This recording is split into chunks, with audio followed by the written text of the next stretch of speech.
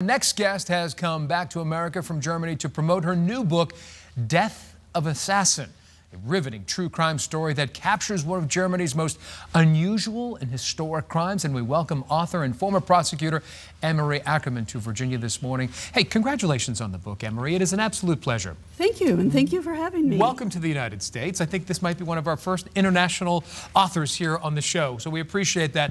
Tell us, in a nutshell, this assassin did a very bad deed in Germany and then came over to the United States. That's right. He murdered the mayor of the town that I live in Germany, and fled to the United States to escape justice, where he left his fingerprints on American history. Tell us about him. Who was he? He was a hunter that had a gripe with our mayor, decided to murder him, had actually been in trouble with the law a number of times in Germany. His own father hauled him to court to have bankruptcy filed on his son's behalf. This was a 30-year-old man. Something was really wrong with this guy. He murdered the mayor, fled to America, and totally turned his life around.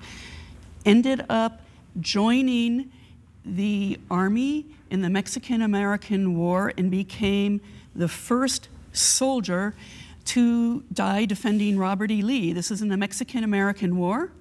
Lee wrote a letter about this guy's death. He took 3 cannonballs before he died. Lee deified the man, wrote, "I doubt whether all Mexico is worth to us the life of this man." So this guy has been discussed in the literature. Why would Lee write that? But nobody has asked who he was. And I figured out this is the assassin from Germany in a record-breaking case. This was 19th century Germany's coldest case ever solved, 37 years from the murder to the solution. The only case solved in the United States. It was solved in Washington, D.C. Wow. And it brought us the birth of forensic ballistics. I make the argument in my book that forensic ballistics started with this case and not in France, as was previously thought 50 years later. Anne-Marie, what was it about this figure? What was it about this crime that drove you to write this book? I knew, because I used to practice criminal law in the United States, that any case before the advent of DNA analysis that takes that long to solve, 37 years, is highly unusual, and even more so in the 19th century because they didn't have the forensic tools we have today, like photography, fingerprinting. And to have it solved in another continent in the 19th century, wow, that's why I started researching it. What was it like, Anne-Marie, to delve into this character's past? Because he reinvented himself in another continent. Yes, that's true. This story raises the interesting question of whether you can be a murderer in one country and a hero in another.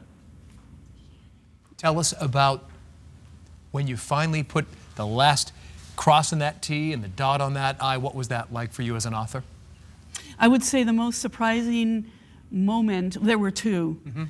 When I first discovered the connection to Robert E. Lee, because I originally thought I was writing a story for the Germans and was going to write this in German. And I started tracking the assassin through the American archives, and when the trail led me to Robert E. Lee, and I knew he had died at Robert E. Lee's feet at Robert E. Lee's first battle. Wow. But I didn't know that Robert E. Lee had written this letter about the man. And I had to use the process of elimination. I took the desk at the Naval Battery where Lee directed the fire and cross-referenced Lee's description against all the primary sources about the deaths, and then it was pretty clear all the fingers pointed to the assassin from Germany. That was for me a jaw-dropping moment. Jaw-dropping moment 170 years or so after the fact, after the battle. Exactly, exactly.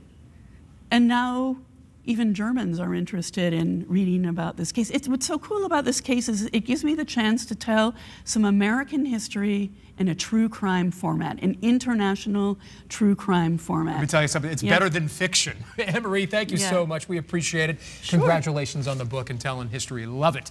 You have the chance to meet author Anne-Marie Ackerman, including tomorrow, Friday, November 3rd at noon at the American Civil War Museum, and again Sunday, November 5th.